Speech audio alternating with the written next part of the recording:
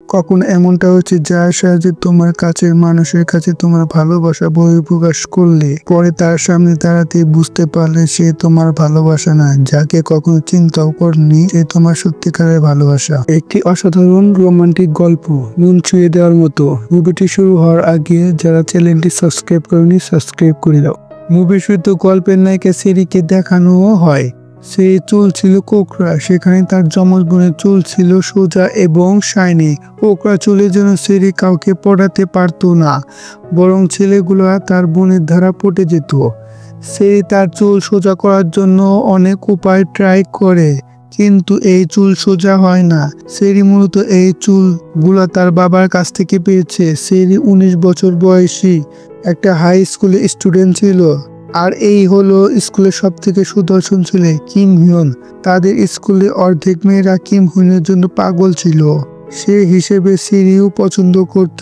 স্কুলে আসার সময় সেরিকে হিয়ন হাই দেয়, তখন সেরির ফ্রেন্ডরা অবাক হয়ে যায় এবং জিজ্ঞেস করতে থাকে এত হ্যান্ডসাম এবং পপুলার একটা ছেলে সেরিকে কেন হাই দিবে। আসলে সেরি যেখানে সুইমিং করতে গিয়েছিল কাকতালীয়ভাবে সেখানে হিয়নও সুইমিং করতে গিয়েছিল, এর জন্য সেরিকে হাই দেখায়। তখন সেরির বন্ধুরা বলে হিয়ন মনে হয় সেরিকে পছন্দ করে। এরপর সেরি ক্লাস করতে থাকে। এরপর তারা একটা নোটিশ বোর্ড দেখে, সেখানে সেলফ স্টাডির জন্য 100 জন ব্রিলিয়ান্ট স্টুডেন্টকে অনুমতি দেওয়া হয়, আর সেখানে কিম হিয়ন ছিল। তবে সেরি এবং তার ফ্রেন্ডের নাম ইতিহাস ছিল না সেখানে। আসলে তাদের মধ্যে ধারণা ছিল এই স্টাডি হলে যদি কেউ কাউকে প্রপোজ করে তাহলে সেটা নাকি অবশ্যই অ্যাকসেপ্ট হয়। যাই হোক, স্কুলে সেরি একটা রাইভাল ছিল যার নাম ছিল ইনজং। ইনজংয়ের চুল ছিল সেরির মতো কোকড়া এবং কিম হিয়নকে পছন্দ করত। একদিন স্কুল শেষে আবারও সুইমিং করার জন্য যায়। তখন সে তার শার্ট সুন্দর করে গুছিয়ে রাখে যাতে নেম ট্যাগটা স্পষ্ট বোঝা যায়। সে চাচ্ছিল হিয়ন যাতে তার নামটা নোটিশ করে। এরপর সে সুইমিং করতে চলে যায়। ওই দিন সেখানে হিয়ং আসে না, বরং ইয়নসং নামে একটা ছেলে আসে। সে সেরির নেম ট্যাগটা দেখছিল। তখনই সেরির শার্ট উড়ে গেলে ইয়নসং সেটা ধরতে যায় এবং পানিতে পড়ে যায়। ইয়নসং সাঁতার জানতো না। তখন সেরি দ্রুত ইয়নসংকে উদ্ধার করে। ইয়নসং এর জ্ঞান ফিরলে সেরি তাকে বকতে থাকে। সেরি বলে সে সাঁতার না জানলে তাহলে কেন পানির কাছে আসে। পরের দিন সেরি ক্লাসে নতুন একটা ট্রান্সফার স্টুডেন্ট আসে। সে আর কেউ না, বরং ইয়নসং। সেরি আর ইয়নসংকে দুইজনকে চিনতে পারে। ইয়নসং ওই ঘটনার পর পায়ে ব্যথা পেয়েছিল। পরে সেরি নিজ থেকে ইয়নসং এর সাথে কথা বলে। কথা শেষে যখন ফিরে আসে তখন সেরি বন্ধুরা তাকে জিজ্ঞেস করে যে সে ইয়নসং এর সাথে পরিচিত কিনা। সেরি বলে যে তারা পরিচিত না, কিন্তু আগের দিন বিচে দেখা হয়েছিল। এরপর সেরি ফ্রেন্ডরা বলে সেরি নিশ্চয় ইয়নের জন্য সুইমিং করতে গিয়েছিল। এইসব বলে সেরিকে খেপাতে থাকে। পরের দিন সেরি তার বন্ধুরা স্কুলে যাওয়ার সময় ইয়নসংকে দেখতে পায়। তার হাত থেকে ব্যাগ পড়ে যায়। এরপর তার স্যার তাকে দাঁড় করায়, বলে তোমার নাম ট্যাগ কোথায়। সেরি বলে হারিয়ে গেছে, তাকে কালকে যদি না পাওয়া যায় তাহলে তার চুল আরো কোকড়া করে দেবে।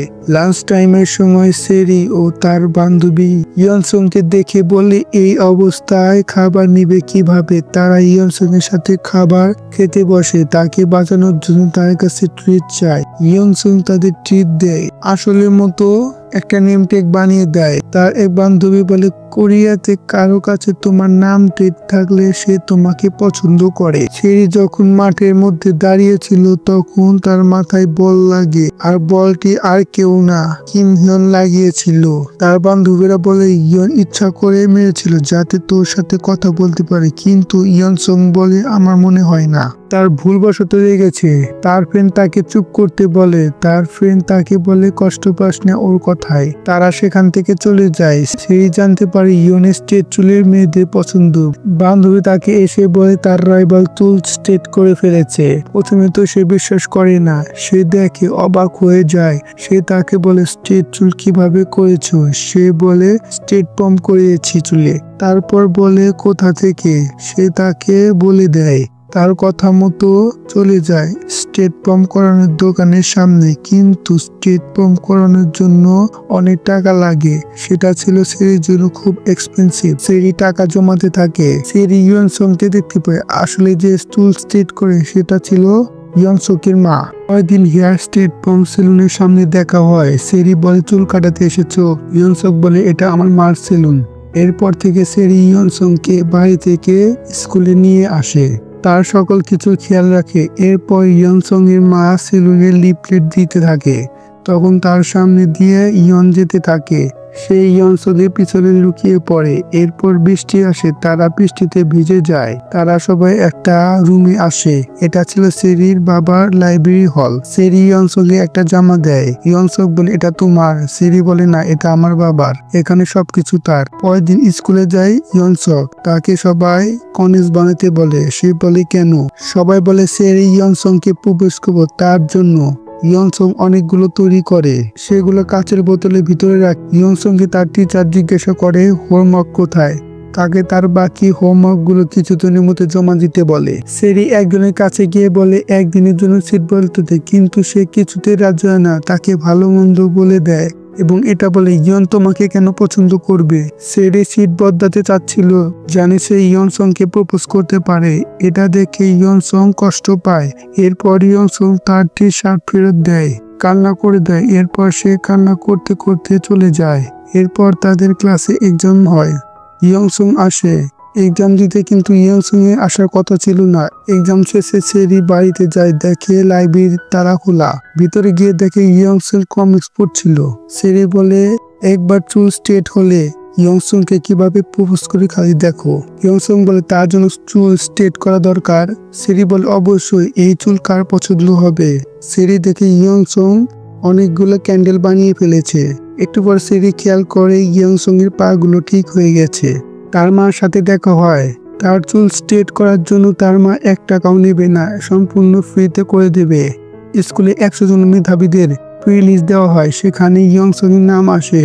সে তার সিট সেরিকে দিয়ে দেয়, কিন্তু ইয়নের নাম নেই। সেরির মন খারাপ হয়। সেরি বাসায় এসে তার মায়ের কাজে হেল্প করছে। একজন মহিলা এসে জানায় তার মাকে মিস জেমি এখানে সেলুনে কাজ করলেও এমনিতে সে খুব ধনী মানুষ। তার স্বামী তাকে মারধর করত, ইয়নসংকে পছন্দ করত না, তাই এখানে এসে থাকছে।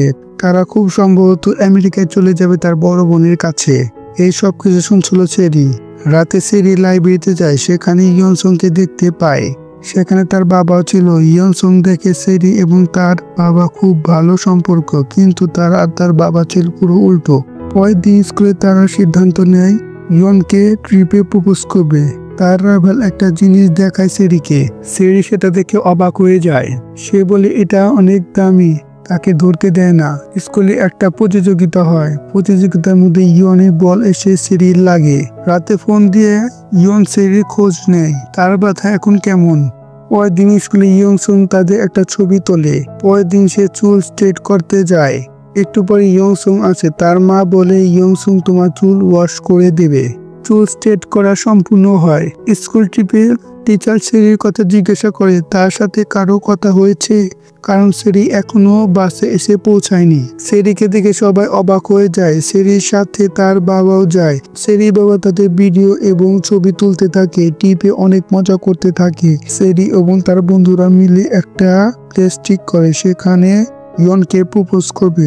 সেখানে তারা খুব সুন্দরভাবে ডিজাইন করে। কিম হোন ধন্যবাদ জানায়, সে ডিমগুলো পেয়েছে। তুমি আমাকে কিছু বলবে? তাহলে আমাকে বলে ফেলো, কারণ আমার আর তর সইছে না। কিমও বুঝতে পারে সেরি তাকে পছন্দ করে। সেরি দেখে ইয়নসং সেখান থেকে চলে যায়। এটা দেখে সেরির মনের মধ্যে অন্যরকম অনুভূতি কাজ করে। কিম হোনকে প্রপোজ করে না। সেরি বলে আমি তোমাকে প্রপোজ করতাম, এখন মনে হচ্ছে আমি একদম ভুল, কারণ তুমি আমাকে পছন্দ করবে কিনা এত টেনশনে থাকতাম। চুল সোজা করতে এমন কোনো পদ্ধতি নেই, আমি ট্রাই করিনি। আমি যখন ইয়নসং এর সাথে থাকি এমন কিছু মনে হয় না। এটা বলে সেরি সেখান থেকে চলে আসে। কিছুদিন পর ইয়নসং টেডি শেষে একটা গিফট দেয়। এটা ছিল একটা শোপিস। তারা একসাথে বিচে ঘুরতে যায়। বাসায় ফেরার সময় দুজন দুজনকে কিস করে। আজকে সেরি ইয়নসংকে প্রপোজ করে, এর জন্য বন্ধুরা ব্যবস্থা করে ইয়নসংকে প্রপোজ করার জন্য। কিন্তু তখনই ইয়নসং এর কাছে ফোন আসে, সে সেখান থেকে তাড়াহুড়ো করে চলে যায়। আসলে তার মা অসুস্থ হয়ে পড়েছে। সেরি দেখা করতে চলে যায় ইয়নসং এর কাছে, গিয়ে দেখতে পায় ইয়নসং বলে আমরা এখন আমেরিকায় চলে যাব। তার মা বলে হ্যাঁ। সে কান্না করতে থাকে কারণ সে এখানে থাকতে চাচ্ছিল, কারণ সেরিকে ভালোবেসে ফেলেছে। এসব দেখে সেরি সেখান থেকে চলে যায়। সে বাড়িতে আসলে তার বাবার লাইব্রেরি রুমে যায়। সে একটা খাতায় দেখছিল, সেখানে তার ছবি ছিল। এগুলো সব ইয়নসং তুলেছিল, তার সুন্দর মুহূর্তগুলো ক্যামেরা বন্দি করেছিল। এটা দেখে সেরি কান্না করতে থাকে।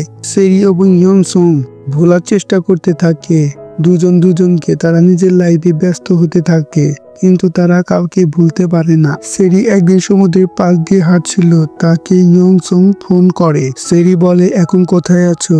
বলে পিছনে তাকাও। সে তাকায়, জড়িয়ে ধরে।